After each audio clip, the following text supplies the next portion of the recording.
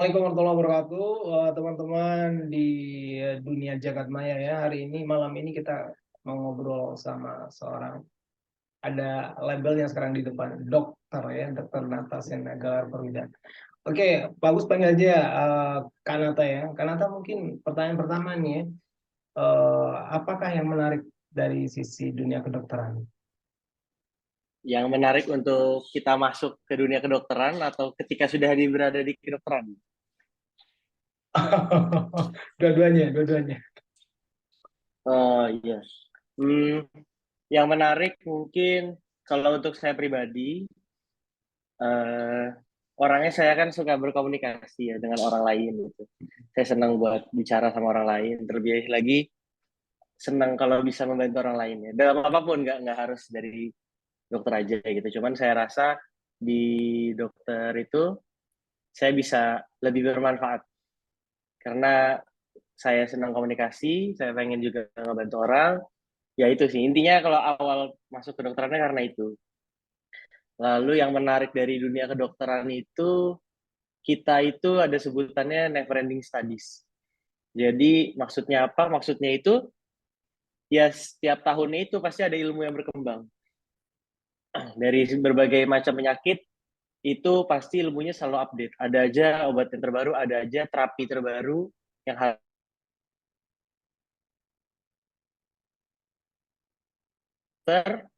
itu Oke. kadang nggak sama terapinya. Hmm. Nah, terlebih lagi, kita itu juga ada seninya. Seninya itu bagaimana? Jadi, setiap dokter itu kadang memiliki resep jitu masing-masing sendiri, berdasarkan pengalaman mereka masing-masing. Jadi bisa aja saya kasih obat A, dokter yang lain kasih obatnya B. Itu sama, tujuannya sama, tapi memang itu seninya gitu. Dokter yang ini lebih cocok dengan obat yang ini, dengan mungkin dikasih tahu cara minumnya, apa aja yang harus dihindari, kayak gitu. Itu menarik sih menurut saya. Jadi, eh, kita tuh bisa membeda-bedakan gitu mana dokter yang biasanya pakai obat ini, mana dokter yang bisa pakai obat ini. Itu seru sih kalau menurut saya kayak gitu. Terus yang menarik lagi itu pertama kali saya sebelum masuk ke dokteran itu saya berpikirnya, oh dokter kayaknya itu nggak asik gitu, orang-orangnya kaku ya, maksudnya pikiran saya, oh masuk ke dokteran ini sangat serius. Ternyata enggak, emang sama aja seperti fakultas-fakultas lainnya. eh, Kedokteran itu memiliki berbagai macam karakter. Jadi nggak semuanya yang terus-terusan belajar, nggak semua yang gimana. Kita juga bersosialisasi, olahraga juga, berorganisasi juga. Ya kayak gitu. Itu sih mungkin menariknya. Ya, ya, ya. Boleh di-spill dari dunia olahraga ya, sport, suka sekali dengan sepak bola, kemudian bukan berubah aliran ya, tapi kemudian menekuni dunia kedokteran. Boleh di-spill seperti apa prosesnya waktu itu? Eh, Bagaimana mau maksudnya? Jadi ketika saya Dulu dari suka suka sekali sepak bola dengan terus, sepak bola ya. oh iya iya Iya, iya. iya iya Sekarang iya. tiba-tiba Iya iya iya, itu banyak juga yang bertanya-tanya, oh kok iya, Nata iya. jadi dokter gitu ya. Padahal orangnya orangnya ini kayaknya nggak bisa diem, nggak bisa ini gitu ya pertanyaannya. Jadi ya menarik, menariknya bagi saya itu apa ya? Saya waktu itu sempat ada satu kejadian waktu saya SMA itu sedih, saya sedih ngelihat ada pasien yang menunggu dokternya depan di depan kliniknya. Kebetulan saya waktu itu sedang lewat aja. Lalu ibunya itu nangis-nangis waktu itu karena anaknya itu nggak ada yang bisa ngebantu lah. Ternyata dokternya itu waktu itu meninggalkan si ibunya itu karena ada urusan, mungkin urusan yang saya nggak tahu apa, tapi pasien yang dijanjikan ini ya akhirnya ditinggal gitu. Nah itu membuat saya sedih gitu. Makanya waktu itu yang bergerakan, salah satu yang menggerakkan hati saya itu saya berjanji gitu, maksudnya pada diri saya sendiri, kalau nantinya saya insya Allah sudah menjadi dokter, pengen menjadi dokter gitu ya, ya alhamdulillah sekarang sudah ya, itu saya berjanji akan melayani, maksudnya me, apa ya, mengopeni pasien-pasien saya dengan baik gitu. Apalagi kalau sudah ada janji temu seperti itu. Ya sebenarnya nggak cuma di kedokteran ya, itu kan di seluruh bidang ada aja yang seperti itu ya. Cuman yang waktu itu kena di saya, ya itu karena hal itu, jadi saya ikut sedih waktu itu ya. Ya, Soalnya ya. kan apa ya, namanya sudah berjanji ya, sebenarnya nggak cuma dokter ya, kita namanya orang sudah berjanji pasti kan inginnya ketemu ya, apalagi udah ditunggu-tunggu gitu. Jadi nah, saya waktu itu ngeliatnya kecewa aja, jadinya pengen masuk. Nah, terus dari kedokteran, dari sepak bola saya ke dokter ya. Jadi awalnya itu waktu saya SMA, saya cari fakultas kedokteran itu nggak dari apa ya, nggak dari prestasi kedokteran ya. Justru saya nyari mana nih fakultas kedokteran yang punya tim futsal yang jago, yang hebat. Menariknya itu. Jadi waktu saya cari-cari ternyata ada beberapa pilihan fakultas yang memiliki tim sepak bola yang lumayan hebat bisa dibilang karena sangat kompetitif gitu. Dia rutin pasti setiap 2 bulan itu pasti selalu ada kompetisi yang dilakukan terutama di bidang olahraga itu. Nah, lalu pada saat itu ya akhirnya jatuh pilihan saya pada Trisakti. Pada Trisakti itu. Makanya saya dari itu saya uh, ya masuk ke Trisakti itu karena ada futsalnya juga. Jadi saya nggak mau meninggalkan futsalnya juga seperti itu. Iya, iya. Benar-benar seni ya. Itu luar biasa ya. Sebuah sebuah pencarian identitas yang sederhana, cuma melihat sebuah kondisi tiba-tiba bisa mengubah ya, mengubah. Yang rata-rata biasanya kalau teman-teman nyari cita-cita, impian tuh mereka pasti terinspirasi dari seorang, ya artinya umum ya seperti itu. Tapi ini seorang Nata cuma melihat fakta seperti itu bisa mengubah cara berpikir dan tujuan hidup tentunya ya. Luar biasa. Iya. Bagus salut terus terang. Nah sekarang bicara kedokteran tadi, termasuk cara memilih jurusan kedokteran yang notabene biasanya umumnya teman-teman cari yang paling favorit, yang dari sisi popularitas bagus lah. Tapi ini seorang Nata, lihat saya gitu ya, yang penting cita-cita dapat, futsal juga tetap jalan gitu ya. Iya, Nah, sekarang iya setelah betul. menjadi seorang dokter nih Kak Nata, mungkin boleh nanti dikaitkan sama tadi 4 sisi menarik kedokteran tadi tentang menariknya dari sisi komunikasi, kemudian kedokteran selalu berkembang, ilmu kedokteran selalu berkembang, kemudian juga ada dokter adalah seni ya, seni itu tadi. Mungkin setelah sekarang ya belajar pasti masih ya, tapi sekarang secara praktik langsung, mungkin praktik bekerja di sebuah rumah sakit, bagaimana sisi komunikasi itu kemudian terus terasa, sisi sains juga, sisi seni juga terus terasa. Dan mungkin ada pengalaman, kan dulu sebelum jadi dokter ya, ada pengalaman spiritual ya, spiritual. Apakah selama Iya. selama bekerja juga ada pengalaman semacam itu lagi yang mungkin berkesan dengan seorang pasien? Hmm. Jadi saya ini kan kebetulan baru selesai internship ya. Jadi internship itu, jadi kedokteran itu gini.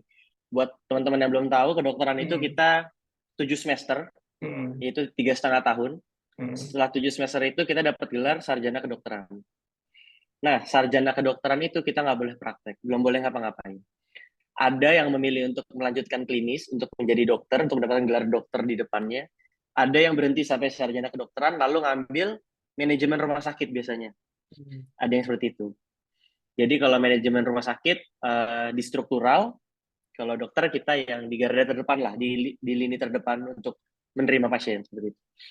Nah, kalau misalkan kita akhirnya memilih klinis, kita harus menjalani namanya koas. Koasisten itu belajar lagi, tapi langsung di rumah sakit diawasi oleh dokter-dokter spesialisnya. Kita masuk ke semua stasenya.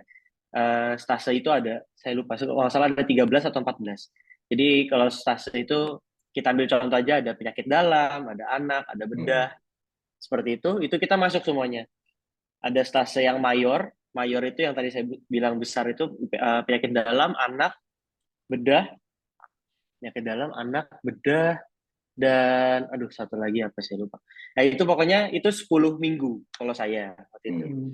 Nah terus lanjut stase-stase kecil itu sisanya itu sekitar 5 minggu satu stasiunnya seperti mata, kulit, Hmm. THT seperti itu banyak. Lalu setelah koas itu kita selesai lanjut kita harus mengambil ujian kompetensi yaitu kita sebut UKM PPD kayak UN-nya tapi buat dokter. Nah dari selesai UKM PPD itu di UKM PPD itu ada UKM PPD itu teori ya teori lalu ada OSCE itu uh, ininya apa Nah, setelah selesai itu 2 tahun koas, lalu ngambil UKM PPD. Setelah, halo? Iya. Iya, mohon maaf. Lalu setelah itu baru saya lanjut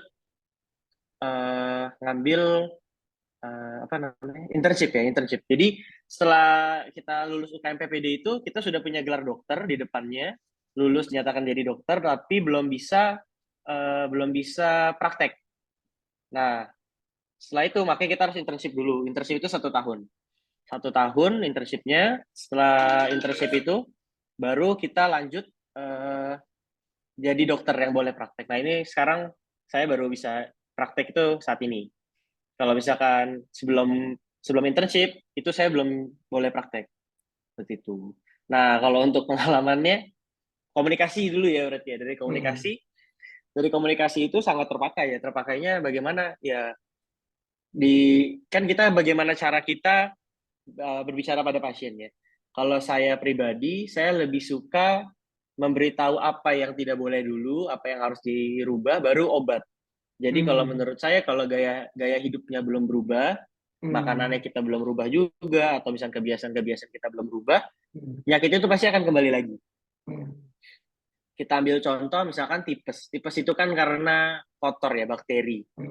Nah, itu kita harus cari tahu kenapa nih orang yang kira-kira kena tipes. Apakah karena jajan-jajanan di luar? Apakah karena memang yang di rumahnya dia belum benar? Belum benar dalam artian itu mungkin mencuci piringnya belum benar, atau enggak dia mau makan itu menggunakan tangan tapi tidak cuci tangan terlebih dahulu. Seperti itu harus kita lihat faktornya. Jadi banyak ya faktor-faktornya. Nah, kalau saya suka mengedukasi dulu. Edukasi dulu kepada pasiennya, baru kita selesaikan dengan obat. Karena apa? Karena obat itu kita anggap hanya mungkin 30% lah dari penyakitnya. Sisanya itu adalah gaya hidupnya. Bagaimana orang itu bisa bisa merubah gaya hidupnya, itu akan merubah juga tingkat kesehatan dia. Jadi mungkin edukasi itu yang paling penting. Nah, edukasi itu kita kan membutuhkan komunikasi yang baik antara pasien dan dokter. Kan banyak cerita, mungkin ada aja ya mungkin yang dokter yang kadang malas berbicara karena mungkin kita nggak tahu ya, mungkin dia capek atau gimana, itu kan ada banyak faktor ya. Nah kalau kalau saya sendiri saya nggak mau kayak gitu, soalnya saya pengennya kalau pasien habis dari saya keluar dari tempat saya, dia harus tahu sakit dia apa dan kenapa. Seminimal minimal mungkin kalau kita belum bisa menemukan kenapa sakitnya, seenggaknya dia tahu apa dulu yang harus dihindari, apa dulu yang harus diperbaiki. Seperti itu. Baru setelah itu diberikan obat-obatan yang tentunya harus sesuai dengan penyakit yang diderita. Seperti itu. Lalu apalagi tadi mau oh ini ya, pengalaman ya. Pengalaman di ketika saya berpraktek itu banyak ya pengalamannya, Mas. Banyak yang saya dapat. Terutama mungkin dari koas itu kan kita mengamati dokter-dokter spesialis bekerja ya. Dokter spesialis dan dokter umum yang di IGD. Yaitu kita mengetahui bagaimana ritmenya, mengetahui bagaimana si dokter ini bisa menyembuhkan pasiennya, bagaimana cara berkomunikasinya, itu kan tetap harus kita apa ya, lihat gitu, kita contoh ya, yang baiknya diambil, yang buruknya yang diambil. Sama lah, semua bidang seperti itu. Lalu ketika saya lagi di internship, kebetulan saya internshipnya itu di daerah ya, di Bondowoso. Nah itu pengalaman menariknya mungkin apa ya, saya itu kan nggak bisa bahasa daerah ya, yang saya bisa Madura. itu bahasanya Sunda.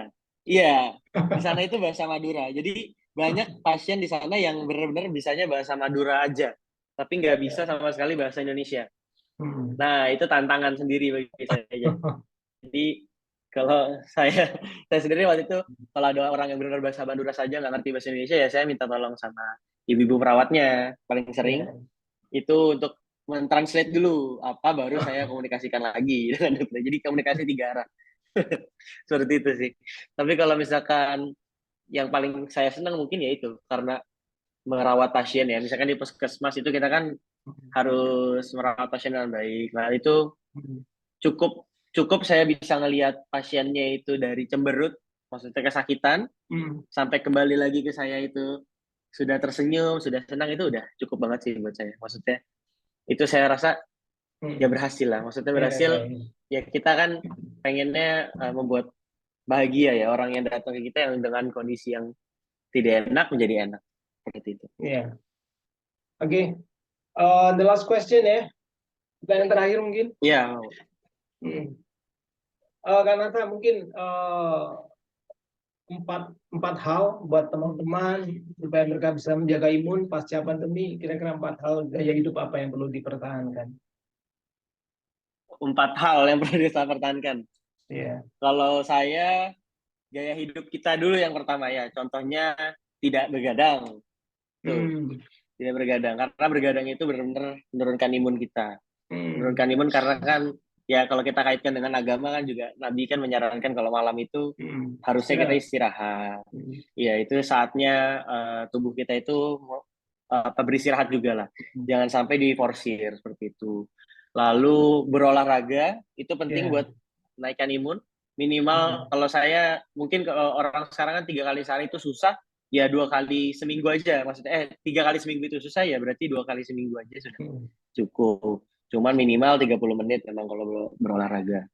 Lalu makan makanan itu dijaga. Kalau Hmm. saya sendiri menghindari makanan-makanan yang kita lihat kotor ya. Maksudnya kotor Hmm. itu jangan jajan sembarangan. Hmm. Terutama kalau misalkan di sekolah-sekolahan itu Hmm. yang paling sering ya saya temukan itu biasanya kalau yang jajan-jajanan jelly gitu. Hmm. Nah, itu banyak banyak Hmm. bakterinya. Jadi Hmm. yang paling baik itu sebenarnya ya makan makanan yang di rumah sebenarnya. Hmm. Yang benar-benar terjamin higienitasnya.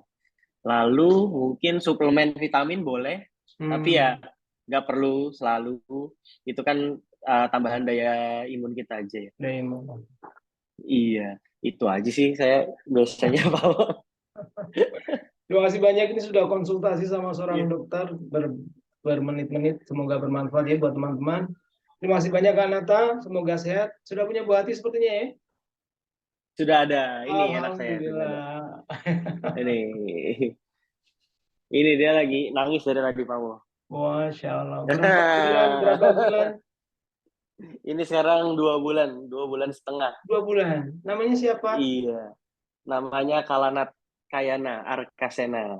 Masya Eh, Allah. Mudah-mudahan bisa mengikuti jejak ayahnya dengan pilihannya sendiri tentunya ya. iya, benar benar benar. Harus dengan pilihannya sendiri. Iya, iya. Terima kasih banyak Kak Nata. Semoga sehat selalu ya. Iya, mau Salam untuk sama-sama. keluarga. Semoga si kecil lekas besar, tumbuh besar ya. Iya, mau. Terima kasih. Assalamualaikum warahmatullahi Iya. wabarakatuh. Waalaikumsalam warahmatullahi wabarakatuh. Bagus akhiri ya. Saya Kayana. Iya, bagus.